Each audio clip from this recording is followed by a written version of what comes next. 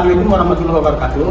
Saya Ahmad Sakti Nasution dengan nomor peserta 985633007080, mahasiswa PPG LPTK pada IAIN Kediri, BIT 1 tahun 2025 dengan bidang studi Sejarah Kebudayaan Islam. Pada hari ini, Jumat 9 Mei 2025, saya akan mempraktikkan UKM PPG dengan judul ataupun dengan materi kemunduran umat Islam menggunakan model pembelajaran problem basic learning. Sekian, Assalamualaikum warahmatullahi wabarakatuh. Assalamualaikum warahmatullahi wabarakatuh. Waalaikumsalam warahmatullahi wabarakatuh. Apa kabar anak-anak Bapak sekalian? Baik, Pak. Apa semuanya sehat pagi hari ini? Sehat, Pak. Sudah sarapan? Sudah, Pak.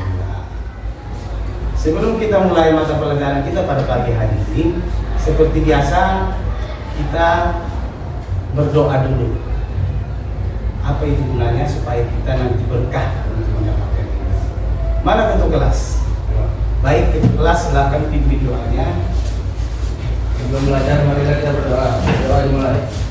Bismillahirrahmanirrahim.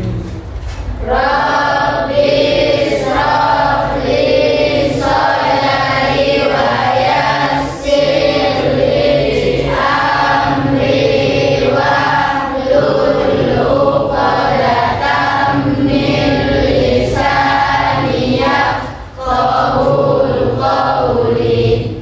Amin.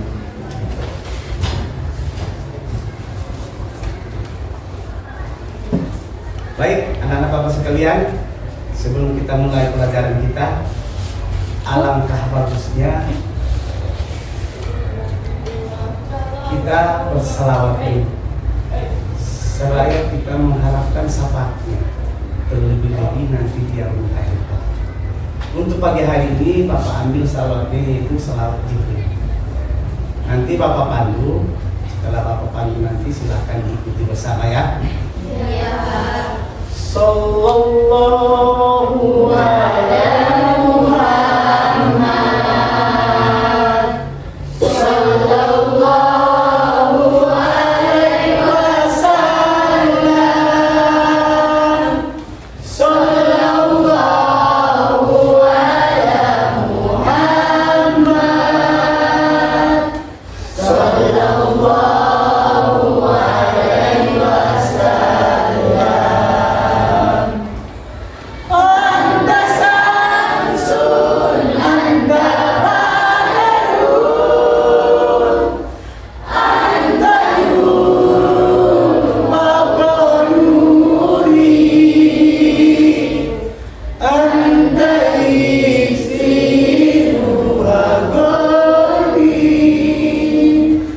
anta istiru sururi. Ya Habibi, ya Muhammad, ya Rusal Rafiqaini,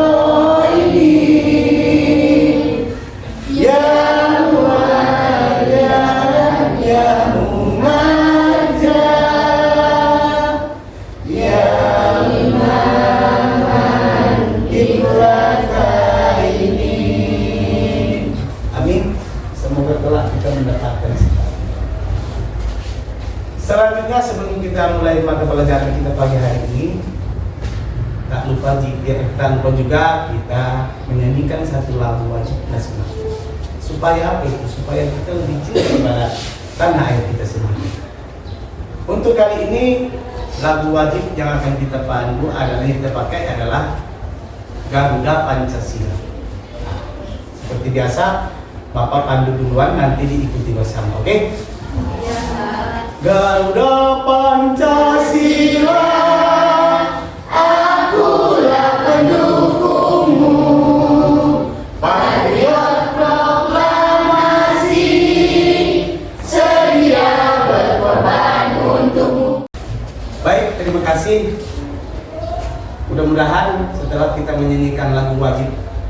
terjadi. Mudah-mudahan kita terbuka pintu hatinya sehingga kita lebih cinta kepada tanah air kita sendiri. Oke, seperti biasa Bapak akan mengabsen untuk hari ini. Untuk hari ini ada yang tidak hadir ataupun izin ataupun sakit? Tidak ada, Pak. Semuanya hadir? Tidak ada, Pak. Alhamdulillah. Mudah-mudahan kedepannya pun seperti inilah. Kecuali nanti ada yang sakit bisa nanti dipermisikan melalui orang tua. Ya. Ya, Pak.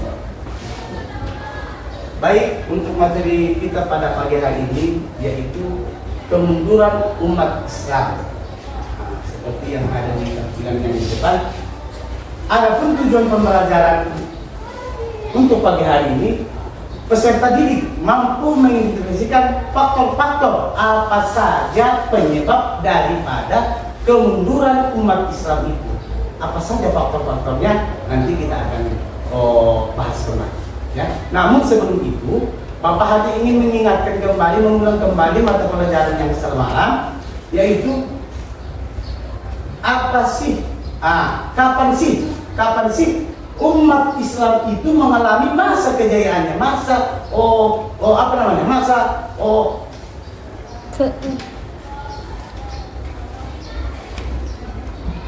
keemasannya. Ada itu. Apa saja itu? Di mana kapan saja itu? Umat Islam itu memulai masa kejayaannya dan masa keemasannya. Bapak ingin tanya, ada yang tahu kapan sih masa kejayaan ataupun masa keemasan daripada umat Islam itu? Saya, Pak. Ya silakan. Masa kejayaan Islam itu pernah terjadi. Kalau bisa berdiri aja dulu, biar nanti tahu anak-anak kita sekalian dan apa, ya kan? Silakan berdiri. Masa kejayaan Islam itu pernah terjadi pada masa kekhalifahan Bani Umayyah yang dipimpin oleh Khalifah Al-Walid bin Abdul Malik. Oke, terima kasih Alisa. Ya, namun bukan pada masa dinasti Umayyah saja. Silakan dulu kembali. Bukan masa dinasti Umayyah saja, ada itu lagi. Ada yang tahu lagi? Saya, Pak. Silakan. Islam juga pernah mengalami masa kejayaannya pada masa dinasti Abbasiyah pada tahun 700 sampai 1258 Masehi. Iya, terima kasih Siti kembali.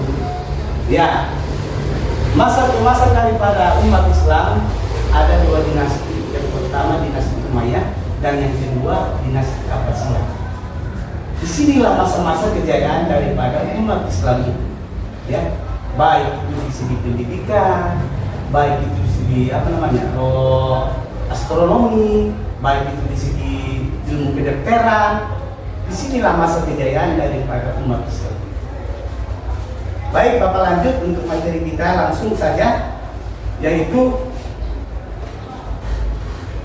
apa yang menjadi penyebab dari kemunduran umat Islam itu yang dulunya jaya sehingga bisa mundur. Apa itu penyebabnya? Ya, ini akan kita bahas. Untuk materi pagi hari ini yang akan kita bahas.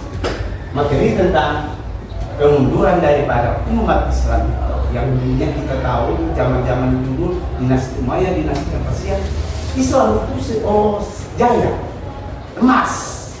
Dari segi mana itu? Dari segi pendidikan yang tadi, dari segi ilmu pengetahuan tentang kedokteran, tentang kimia, astronomi dan sebagainya. Ya, apa penyebab daripada kemunduran umat Islam itu? Ya, ini yang akan kita bahas. Penyebab daripada kemunduran umat Islam itu ada dua konflik. Yang pertama konflik internal dan yang kedua konflik eksternal. Baik, kita langsung masuk ke materi kita pagi hari ini. Apa sih yang menjadi penyebab kemunduran umat Islam itu? Apa sih yang terjadi ataupun apa sih yang menjadi penyebab sehingga umat Islam itu mundur? Yang kita tahu dulunya itu sangat jaya, sangat emas pada masa dinasti Umayyah dan dinasti Abbasiyah. Namun sebelum Bapak masuk ke materi, ada yang tahu apa itu penyebab daripada sehingga mundurnya umat Islam itu? Saya, Pak. Silakan Pak, berdiri. Tahu saya, Pak, yang menjadi faktor kemunduran umat Islam itu ada banyak. Tetapi yang paling mendasar itu karena terjadinya perang salib dan perang Mongol. Oke, terima kasih. Silakan kembali. Iya. terjadinya kemunduran umat Islam itu salah satunya yang disebutkan oleh Rohita tadi. Nah, salah satunya adalah perang salib dan perang Mongolia. Ya, perang Mongolia. Nah, itu salah satu penyebab daripada kemunduran umat Islam itu bisa masuk. Oke, ya, baik. Dapat lanjut. Nah, faktor internal penyebab daripada kemunduran umat Islam itu adalah faktor internal ya. Salah satunya perpecahan politik. Nah, di mana perpecahan politik itu konflik antara khalifah itu sendiri, sesama khalifah terjadi konflik atau terjadi saling ingin berkuasa, saling ingin memperebutkan sesama khalifah pada masa kerajaan umat Islam. Terjadi konflik sehingga terjadilah faksi-faksi politik. Nah, di mana pada saat itu khalifah itu tidak ada yang umpamanya seperti ini, ada yang umpamanya di kelompok ini, khalifahnya ini, kelompok ini, khalifahnya ini, terjadi konflik antar khalifah itu terjadi konflik. Inilah salah satu penyebab dari kemunduran umat Islam, konflik sesama antar khalifah. Pada saat itu. Yang kedua, korupsi ataupun penyalahgunaan dana. Ya, korupsi. Kita tahu korupsi ini sangat sangat merugikan bagi bangsa ataupun bagi kerajaan itu sendiri. Korupsi di mana-mana. Pada masa kejayaan umat Islam, sehingga ini terjadilah korupsi, sehingga terjadi mundurnya umat Islam. Bagaimana tidak mundur? Korupsi merajalela. Di mana kita mau membangun kembali umat Islam itu? Korupsi merajalela, tidak ada lagi namanya pembangunan. Makanya dari situlah terjadi kemunduran umat Islam. Itu nomor 2. Yang ketiga, stagnasi intelektual, menurunnya semangat inovasi, semangat ingin mendirikan ataupun semangat ingin memajukan kembali kemunduran umat Islam itu. Bagaimana supaya kembali menjayakan kembali umat Islam itu? Tidak ada lagi yang namanya inovasi. Apa itu? Daya tarik kembali untuk menarik kembali kejayaan umat Islam itu tidak bersemangat lagi, menurun, tidak ada lagi daya tarik. Itu salah satu penyebab daripada menurunnya kemunduran umat Islam. Stagnasi intelektual ataupun menurunnya semangat berinovasi dan ilmu pengetahuan. Kita tahu dulu ilmu pengetahuan umat Islam sangat nomor 1, diakui nomor 1 di dunia. Apa itu salah satunya? Salah satunya adalah Ibnu Sina. Ibnu Sina itu apa? Ibnu Sina itu adalah salah satu penemu ilmu kedokteran. Apa itu di bidang apa dia? Ibnu Sina itu, yaitu di bidang obat bius. Itu salah satu penemu pertama di dunia. Makanya Islam itu kita kenal ada masa kejayaannya dan masa. Terima kasih anak-anak Bapak. Sebelum Bapak masuk lanjut ke materi kita, Bapak ada beberapa tulis, cuma 2 ya. Sementara kelompok ada 4. Nanti saling memperebutkan antar kelompok itu. Siapa nanti yang menunjuk tangan pertama, nanti kelompok itu yang menjawab soal yang pertama. Kalau benar, itu nanti akan menambah nilai daripada kelompok itu sendiri. Kalau salah, tidak ada pengurangan nilai kelompok. Ya, hanya sekedar tulis penambahan. Ya. Untuk soal yang pertama, silakan dilihat. Nanti tunjuk tangan, siapa cepat dia yang mendapat. Kalau benar, ya, oke, siap, silakan ditengok ke depan. Soal yang pertama, penaklukan kota Baghdad oleh bangsa Mongol pada tahun 1258 Masehi menyebabkan, silakan kelompok 2. Jawabannya pas deh. Menyebabkan runtuhnya pusat. Benar.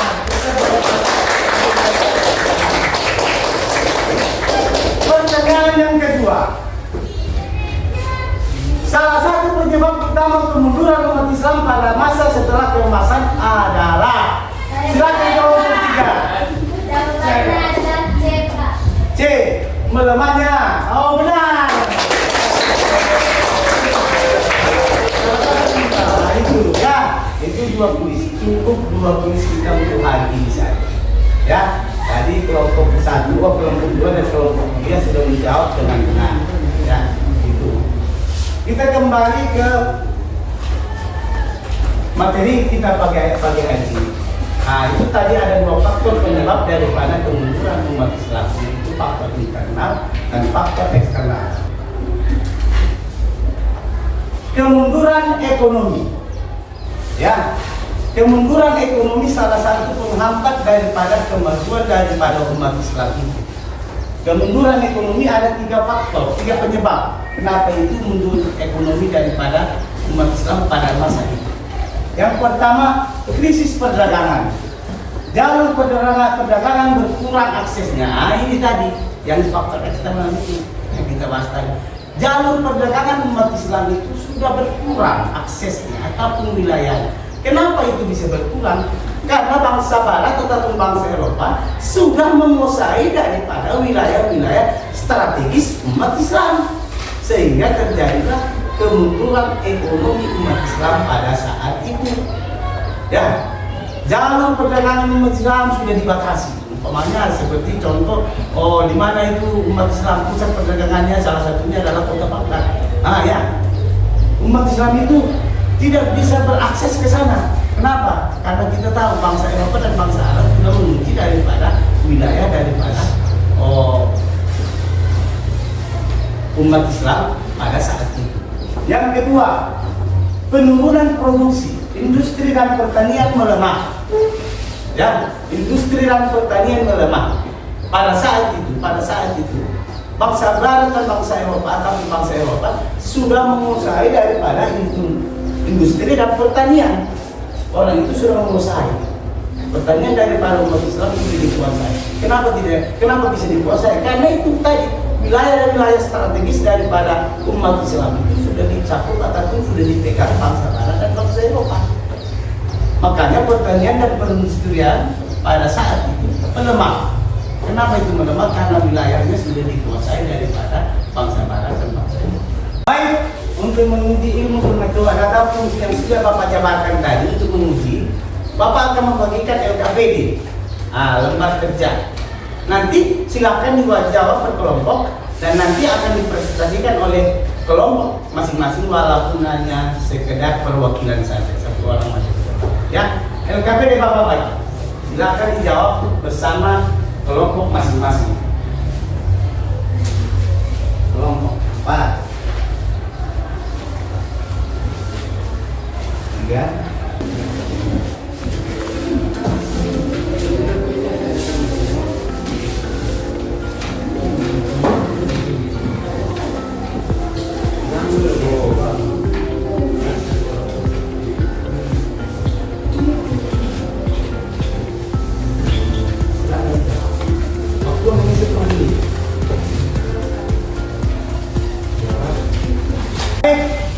Untuk pengerjaan LKPD waktunya sudah habis, sudah tadi Bapak bilang waktunya cuma 10 menit. Ya, sekarang kita akan mempresentasikan jawaban yang sudah dibuat ataupun yang sudah dikerjakan daripada kelompok. Didengarkan sambil lihat daripada tadi soal yang sudah dibahas itu tadi. Assalamualaikum warahmatullahi wabarakatuh.